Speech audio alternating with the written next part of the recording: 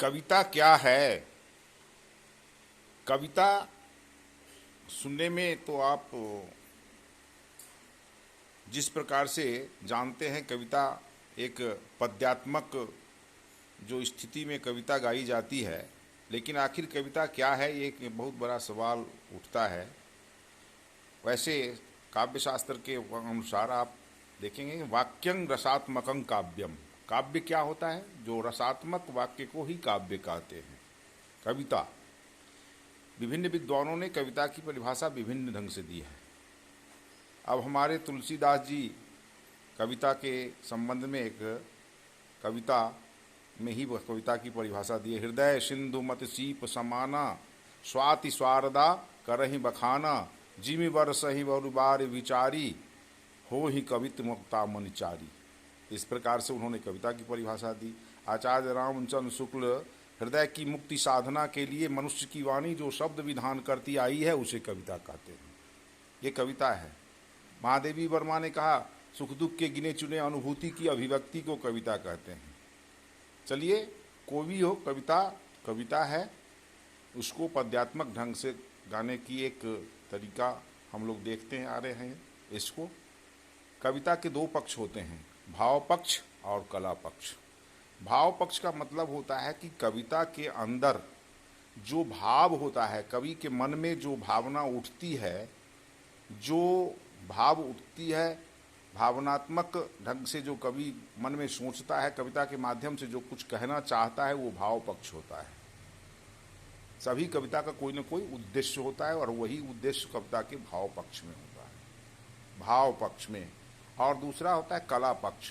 कला पक्ष का मतलब होता है कि वो भाव को हम जिस रूप में भी कहते हैं, उसके जो भाषा होती है, उसके जो छंद अलंकार जो भी होते हैं, उसके माध्यम से जो उसका बनावट होता है, वो कविता की कला पक्ष होते हैं।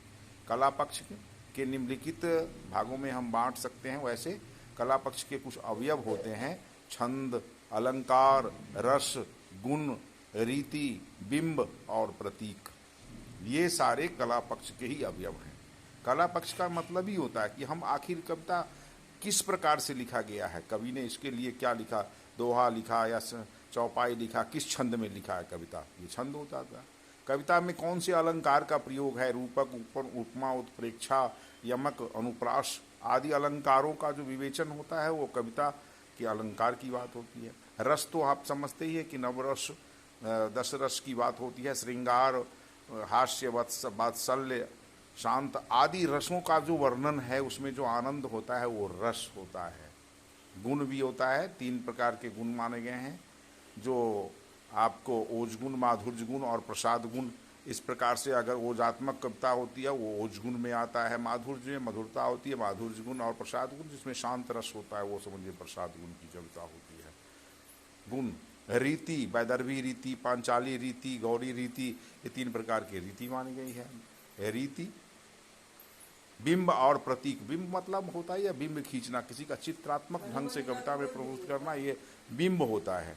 वो चित्र के रूप में प्रकट किया जाता है, उसको हम चित्र, बिंब खींचना हुआ। और प्रतीक होता है प्रतीकात्मक ढंग से, अर्थात किसी बात को समझाने के लिए किसी अन्य चीज के उदाहरण के द्वारा, छोटी चीज़ों के द्वारा अगर बड़ी चीज़ों को समझाया जाए, वो प्रतीकात्मक ढंग से होता है, वो प्रतीक होता है। तो ये कविता के कला पक्ष के ये कुछ अवयव हैं। इसी के माध्यम से इस बार हम समझ गए कविता के दो पक्ष होते हैं, भाव पक्ष और कला पक्ष। ये दोनों जिसमें होता है, और ऐसे ही जिसमें भाव पक्ष और कला पक्ष दोनों अच्छे ढंग से होते हैं, और उसी को हम सत्यम शिवम सुंदरम की बात करते हैं कि सत्य भी है और शिवम भी है और कल्याण स्वरूपम भी है। उसकी भाषा भी अच्छी हो और कविता में भाव भी अच्छे हों, तो यही कविता सत्यम शिवम सुंदरम का द्योतक होता है। वही कविता विशिष्ट कविता कहलाती है। उसी प्रकार से हम समझेंगे कविता क्या है। इस प्रकार हम समझ गए कविता एक तरह से भावात्मक और कलात्मक ढंग से प्रस्तुत किया गया हमारे वाक्य की शब्द विधान है। जय श्री राम, जय भारती, जय हिंदी, जय